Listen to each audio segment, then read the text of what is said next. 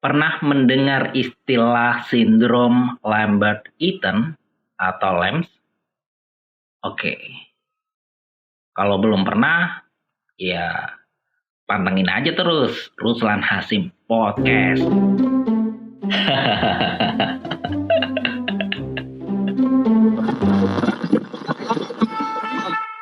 Hai, balik lagi di Ruslan Hasim Podcast.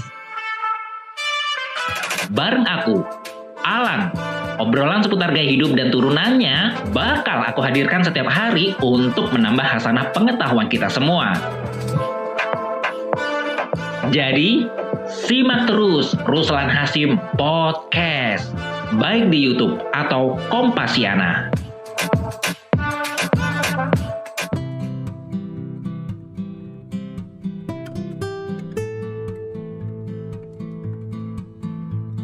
Pernah mendengar istilah sindrom Lambert-Eaton atau LEMS? Oke, kalau belum pernah, ya pantengin aja terus Ruslan Hasim Podcast. Karena Alan bakal ngobrolin LEMS, Lambert-Eaton Myasthenic Syndrome. Ngomongin seputar LEMS, ini merupakan kelainan autoimun ya, yang menyebabkan kelemahan dan kelelahan pada otot kaki dan tangan. Mungkin Alan merasakan hal yang seperti ini ya beberapa bulan terakhir. Kira-kira kalau teman-teman gimana? Nah, ternyata kondisi kelelahan dan kelemahan pada otot kaki dan tangan ini kaitannya dengan keberadaan kanker yang sering kali juga mendasari terjadinya sindrom ini. Dan diperkirakan sekitar 1 dari 500.000 orang menderita LEMS di seluruh dunia. Ini merupakan penyakit langka ya, yang dapat mempengaruhi semua jenis umur. Penting nih untuk diketahui beberapa fakta seputar penyebab, gejala, diagnosis, dan penanganan sindrom Lambert-Eaton. Nah, teman, sindrom yang pertama kali dideskripsikan oleh Dr. Edward Lambert dan Dr. Lee Eaton pada tahun 1957 ini merupakan kelainan autoimun langka yang menyebabkan kelemahan pada otot, termasuk otot tangan, kaki, bahu, dan otot berbicara, serta menelan ataupun otot mata.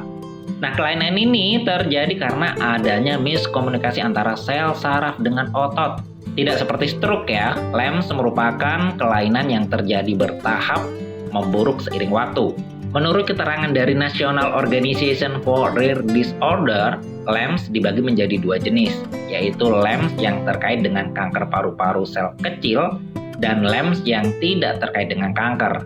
LEMS terkait dengan kanker umumnya mempengaruhi sekitar 60% penderita dan cenderung dialami oleh laki-laki. LEMS jenis ini seringkali terdiagnosis pada usia rata-rata 60 tahun.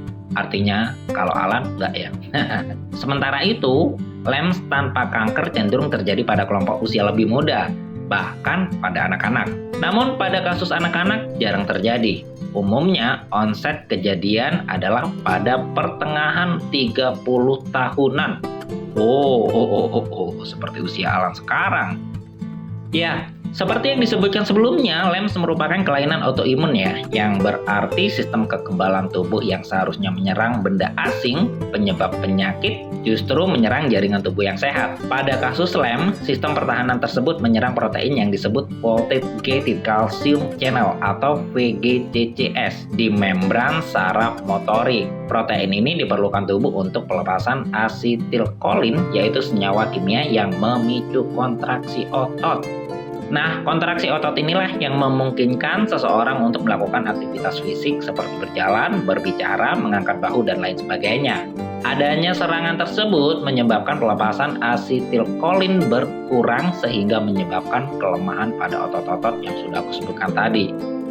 Dan pada kasus LEMS dengan kanker, diyakini bahwa sel kanker tersebut menghasilkan sel VGCC sehingga memicu sistem kekebalan tubuh menghasilkan antibodi untuk menyerang sel kanker. Namun, yang terjadi adalah autoantibodi yang dibuat untuk melawan VGCC pada sel kanker keliru menyerang VGCC di membran saraf. Nah, kebiasaan merokok juga bisa menjadi penyebab kondisi ini. Sementara itu, pada LEMS tanpa kanker umumnya memiliki variasi gen sistem kekebalan tertentu yang disebut Human Leukemia Antigen atau HLA.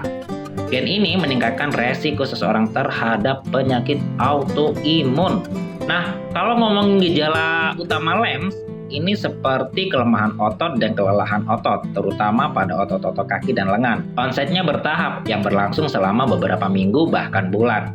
Perkembangan gejala seringkali mempengaruhi otot tubuh lainnya seperti otot bahu, otot bicara, otot menelan, dan otot mata. Pada pasien LEMS dengan kanker, gejala tersebut umumnya berkembang lebih cepat.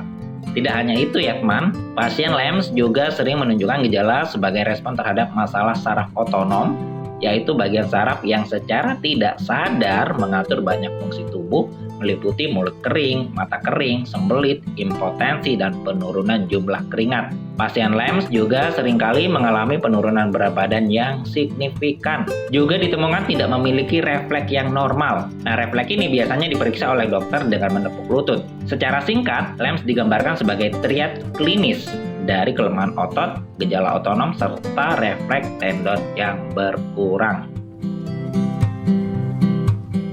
Lantas apa yang harus kita lakukan jika kita mengalami hal yang seperti ini? Ya, LEMS sebenarnya adalah suatu kondisi yang bisa dikatakan sulit ya untuk disembuhkan.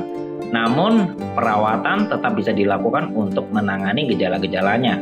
Misalnya, dengan pertukaran plasma untuk menghilangkan antibodi yang mengganggu sistem saraf, atau penggunaan imunoglobulin intravena untuk memasukkan sejumlah besar antibodi bermanfaat langsung ke aliran darah. Selain itu, baru-baru ini Badan Pengawas Obat dan Makanan Amerika Serikat atau FDA menyetujui salah satu penggunaan obat untuk meredakan gejala LEMS. Nah, obat ini diketahui dapat meningkatkan pelepasan asetilkolin dan meningkatkan kekuatan otot. Jadi, itulah sedikit obrolan tentang fakta medis ya terkait dengan sindrom Lambert-Eaton. Jika kita mengalami beberapa gejala tersebut, segera konsultasikan dengan ahli untuk mendapatkan diagnosis yang tepat.